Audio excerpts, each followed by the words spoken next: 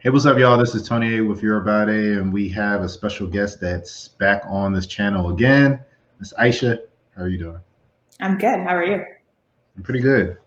So, I've been meaning to have this topic or this conversation for a while, but just never got around to it. And it's the topic of food and our people and our culture. So, one thing, really the first thing I learned about you was that you're really big on healthy eating. And I remember when I first saw your meal preps on your IG page, I was like, okay, well, are you like a fitness bodybuilder type person, or are you just doing it just for fun? So I don't know if you can kind of just give That's a brief so background funny. of who you are. The misconception. I think that's so funny because everyone thinks that too. They're like, "Oh my goodness, like, are you like a health coach or you're a fitness coach?" And honestly, I like organization. So meal prepping for me is like a passion project. I enjoy doing it. I embarked a weight loss journey like years ago is when I started the whole thing. I used to be a lot heavier. And then as I started to learn more about food choices and ways to like fuel your bodies, I decided to start doing meal prepping. So it's honestly just a thing for me to just keep me on track. I have to meal prep. That's the only, I don't like to steer off course. It just keeps me organized. So okay, so so growing up, were you always bigger, or like did it just happen like high school, freshman 15, college years, or like I was definitely looking back now, I was big in high school. Like I look at my pictures and like, why didn't my family tell me this? And then college, I definitely, not even freshman 15, I think it was like freshman 25. Like I got really big, like after freshman year. And then surprisingly, sophomore year, I started working out more and I lost some weight, but then I gained it all back again. But yeah, growing up, I was always a little heftier. And honestly, it might be because I moved to the States. Because when I look at my pictures from Nigeria, I was so skinny. like I okay. Well, I guess like okay. So you was born and raised in Nigeria, or at least not your really. I early. came here when I was Like, six. so when did you come over here? I came here when I was 6 years Okay. old. So I guess I mean you got the same parents, and I'm sure they cooking everything in front of you. Like, what changed as Well, far as like what was making? wait, what do you mean? Like what changes to like? So I mean, there was cooking food for you when you was back in Nigeria. Then you came here and you got heavier. So cooking food back in Nigeria, first of all, everything's already organic, like nothing's processed. But when we first came here, we were staying with like we're staying with my uncle and stuff, and he had, his wife and everything. But he ran a Taco Bell, so we ate so much processed food because like my parents didn't have that much money. We didn't really know the African stores. We were in Louisiana for a little bit. So, and we were staying with my mom's brother, and he'd been there for so long that like he forgets he's Nigerian. So all he eats is like, he would always bring home McDonald's, Taco Bell, and just all this fatty stuff. And I'm like, this is so good. And they had all this junk food in the house, like so much junk food. Mm. So I just kept eating it, honestly. I know.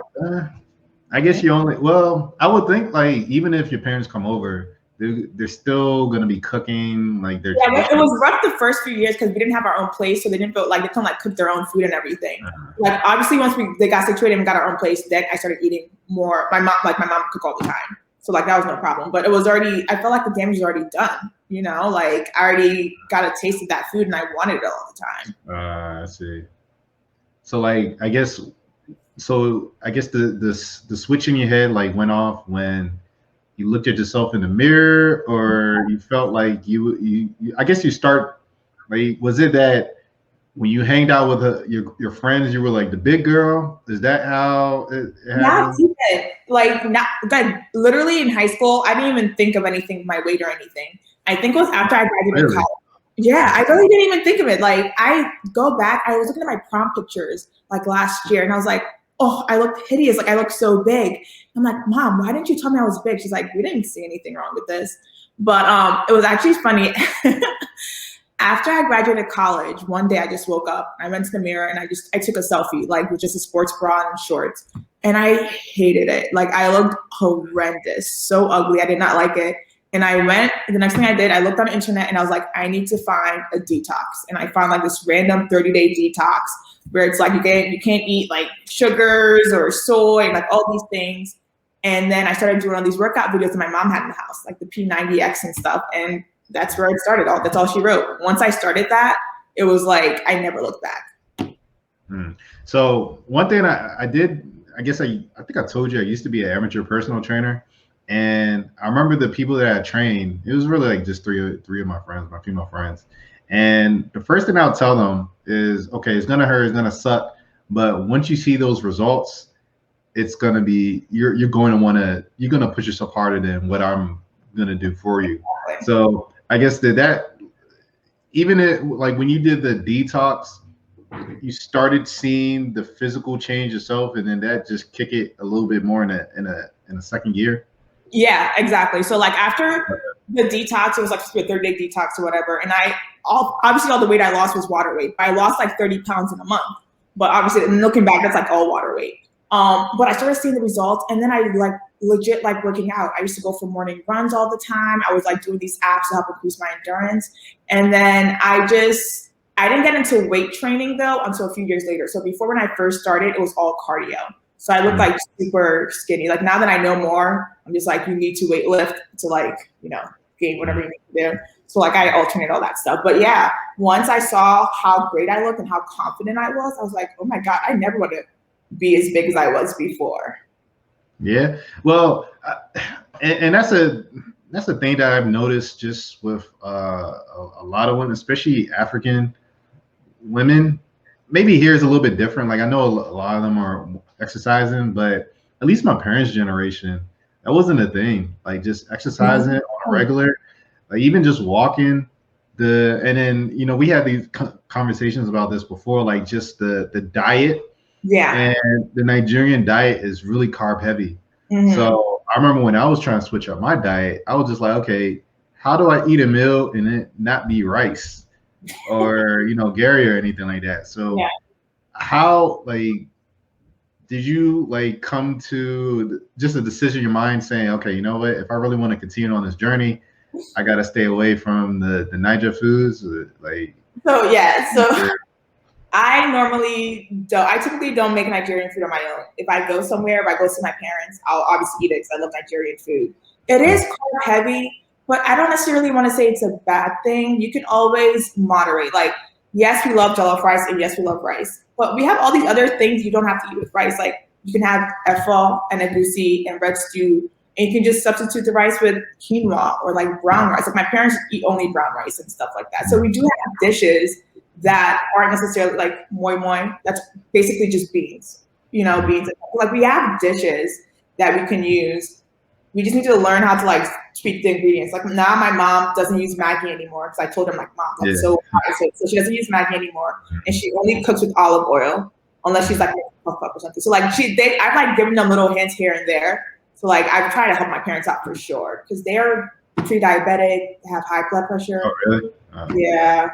I know that's because my dad was a security guard when he first came here, and he worked the night shift, and all he ever ate for years was McDonald's. It was so bad. No, McDonald's? Yeah, that's it was so bad. So especially with him, I try to like really help him. I'll make him smoothies. He loves when I make him my greens. Like I'll make him smoothies with spinach and avocado.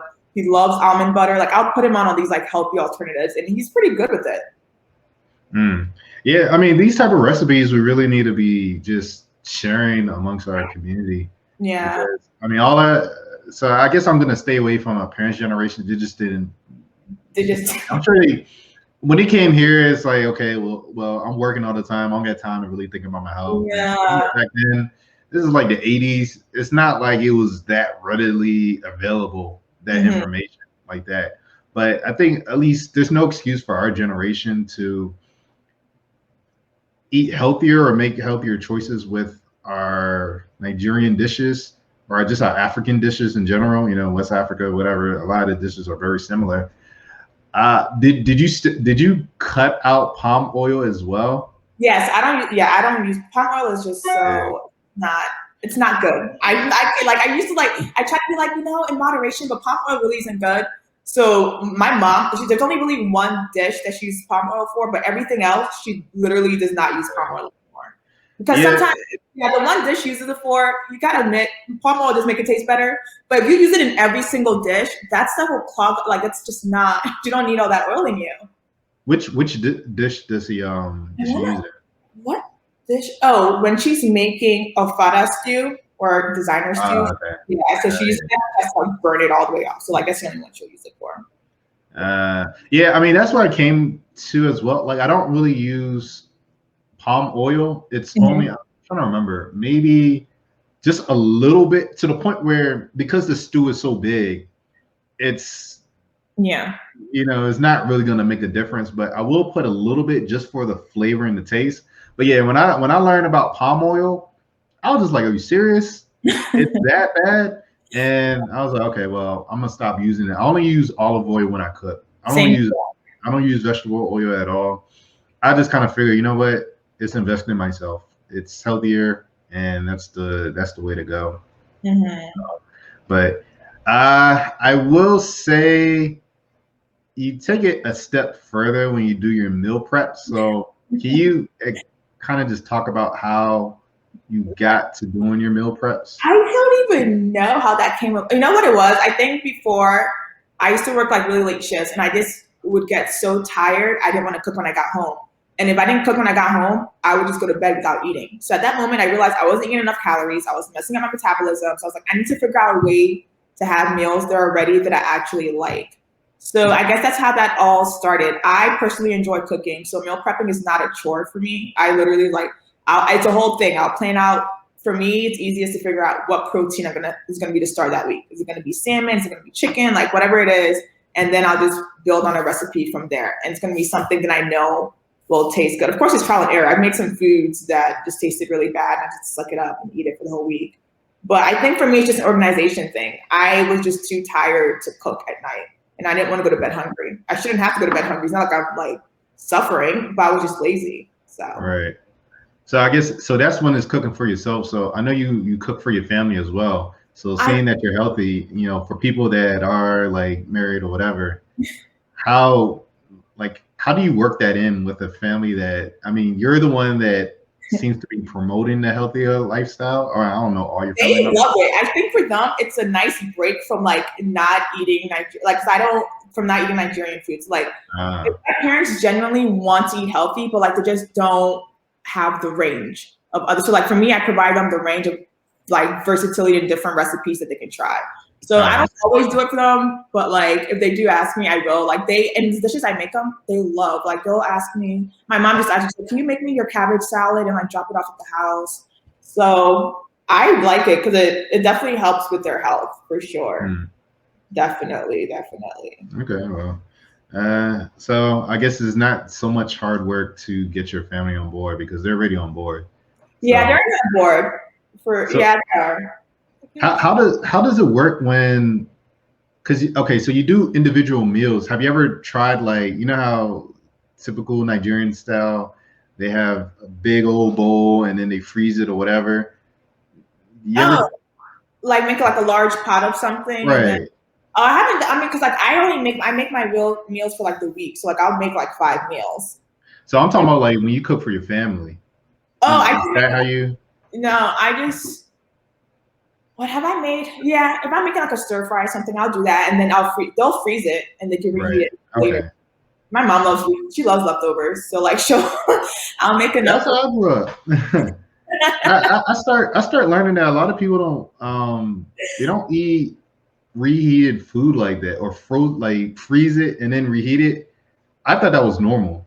I don't do that. So my mom would used to like if we had a party or whatever, like if we had too much jollof rice, she would freeze it. I'm not eating it. I hate frozen. No, defrost it. So like certain dishes, I'm not doing. No, I can't do it. I don't know. Unless you the rice doesn't come out the same. Yeah, I don't like the rice at all. Yeah, even in the oven, it just it just doesn't work. That's good. Well, I wanted you to come on so you can actually talk about some healthier options, because a lot of what I see, at least on my timeline, is always about, of course, the rice, but you know what they put in the rice. I know they're using Maggi cubes, and I think that's one thing. I don't think a lot of Africans know what's inside the Maggi cubes with the MSG. Like when I found out about it, I was like, damn it, that was all the flavoring. But I found like other seasonings that can do something. And just to be honest, I'll use one if it's like a big old like pot of food, where once again it doesn't really matter because it's gonna dissolve, and I mean there's so much content. But yeah, like just the Maggie cubes, the oil, the carbs. I don't think they understand. I don't want to seem like it's like we don't know anything, but we don't realize how much carbs we're taking in a daily sitting. Like when I start measuring out how much, like when I was eating the pounded yam, I actually looked at the serving size, and in the serving size, really small, it's like a quarter of a cup. The serving size will be like 58 grams of carbs, and I'm just like, so.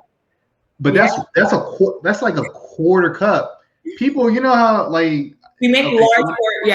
Large. When I was in Nigeria, freaking the amount of pounded yam they gave me was like, a big old circle, and it's just like you're eating it, and then it's like, oh, that's why all the Nigerian men had those big old stomachs. It makes sense. So the carbs, the sugar, well, I don't know if we have too much maybe sugar. Not back there. Yeah. I think we're pretty good with the sugar, but you are right with the carbs. And I think we're very heavy-handed with our seasonings. Like we're going to use Maggi and then use salt and then use all-purpose seasoning. That is so much for one dish. That's actually, that's too much. It's literally, you can't use all of that. So you're right. Maggi isn't good for you. MSG really is not good for you. So like my mom now only uses sea salt. So like she'll use sea salt for all her cooking. And the funny thing I know. Yeah, I love that. The funny thing about our house, though, I have like a salt sensitivity only because my mom was really good at not putting a lot of salt in our dishes. So if I go somewhere and I'll eat a dish, I think it's so salty because I'm just not used to a lot of salt. But people are like, this is fine. So so for me, I have my salt sensitivity. So that's why when I cook for other people, I try to add extra salt because I know for me, I don't need a lot of salt. I grew up without a lot of salt in my food at all. And it tasted just fine. The carb thing, I think it's because we eat it like 3 times a day. Like, it's like rice isn't bad for you. It's bad for like you're gonna have rice. Like let's say you have aggregate bread for breakfast, then you have rice for lunch, and then you're gonna have about for dinner. Like you gotta space that. You can't have all of that in one day. Meat pies, plantain. Make sure you. It's a lot when you start adding it up. And when you start adding it up. So I think for us, you just have to do it in moderate. Like plantain, you can bake it instead of frying it. That could be good. I only bake my plantain. I know people think I'm crazy. I only like make plantain baked. Let me think. What did you say? It's still carbs though. Yeah, it's still carbs, but like not all carbs are bad for you though. Right. Yeah. So like it's still carbs, but you don't have to eat it every day. And don't eat something. Like if I'm gonna have I have a plantain dish that I make, but I don't use rice. I use plantain and I make a brown chicken stir fry with it. So like my carb for that meal is my plantain. I don't need to add rice on it. Like I have my. Do you eat much fish? Yeah, I like fish. I love fish. Yeah. Tilapia. I was not. Tilapia. I do like tilapia a lot. People. You like that man-made fish? I like tilapia a lot. But funny enough, my meal prep this week was salmon. So I made some really good salmon recipes. Stay away from the tilapia. I love tilapia so much. It's so good. I know it's so good. Just watch a documentary of how it came to be, and then maybe it'll change your mind. But yeah. Let me ask you this question. So say someone in our community is really trying to turn it around, start eating healthy, they want to lose weight. What are some mistakes? If you can name like 3 major mistakes you made when you was going on your journey, what would you say? What would it be? Man, what was my biggest mistakes? Not eating enough. That's not good. Oh, okay. You don't feed your body. That's not good at all. What else did I used to? I don't count calories. That's for everyone has a preference. I personally don't count calories. I don't feel like I need to. I work out 6 times a week. 6 days a week. So it's like, what am I like? I'm eating my food. I'm replenishing what I'm losing. So I don't personally like counting calories because it's a head game. You start playing with yourself. Then you start counting every single thing and every single serving size. Yeah. I don't do that. Yeah, exactly. And it's just not good. Just messes with you. And what was another thing? I don't even know. This is 2. That's cool. Yeah, and you have to be willing to try new things. Like if you had met me before my weight loss journey, all the foods I eat now, I never used to eat that. You want me to just go and put kale in my smoothie? I didn't even eat quinoa, brown rice, cauliflower, squash, like all these vegetables. I never would have eaten on my own. But you just gotta be able to venture outside of your comfort zone, which a lot of Africans aren't willing to. They're like, if it's not like a Nigerian food or something, they don't want to eat it. I'll say maybe the ones in Nigeria, yeah, but us first generation or like even just the diasporan, we're more. I mean, because we're in the culture, so we'll try different stuff. But it does kind of. I understand when I go to events, just like regular African events, Afro events, and when you do have the food, and someone is catering, it's like the typical standard oily rice, or I like the smoke. If it's smoked right, like, that's cool. I like that. Yeah, the caterers I be seeing, they have the oily rice. I know they're using Maggi cubes. It's not really health conscious. Like you can just tell it's like someone made it in their kitchen, and it's like it tastes good, but yeah, you can taste the salt, and you know you're ingesting a lot. Yeah. And at least I think it benefits you if you're aware of it. Some people just don't even think about it or don't think about what they're putting in their bodies. So they don't. It's crazy. I think the salt is the biggest thing, and I feel like we fry too much of our food. I bake. I don't know. Growing up, I don't know. I just bake on my food. Like I don't really like frying anything, really. I mean, fried fish. No, we fried fish. Fried fish. I don't like frying fish. The fried croaker fish with like rice and plantain. No, it's really good. I'm just saying, me personally, like I never really like frying stuff. Just the oil. It's just so much. You don't think so? I'll leave that alone. But yeah, I just wanted to share that experience, and just for the other people or the people in the comment section. If you have any questions, then that is Aisha's IG right there. Or if you feel like you have something to share, some recipes or anything else that can actually help us, then leave it in the comment section below. Aisha, do you have any last parting words for the? No, you guys can check out my IG page. It's kind of been dormant for a little bit, but I am going to start posting on my meals, give you guys some meal ideas if you want to. Meal prepping is very fun, and it makes your life so much easier. Honestly, it does. Yeah, that's true. It really does. Yeah, I just like to cook large meals. Every individual meal, I can't even do it anymore. Really? Yeah, it's just I used to, and then I was like, forget this. Like when I was working the job, and I was like getting up early in the morning and then coming back late, then yeah, that will make sense if I can do all the cooking on Sunday. But now it's like my schedule is so flexible. I'm like, I don't have to. I guess. All right, y'all. Appreciate you watching, and stay tuned for the next video.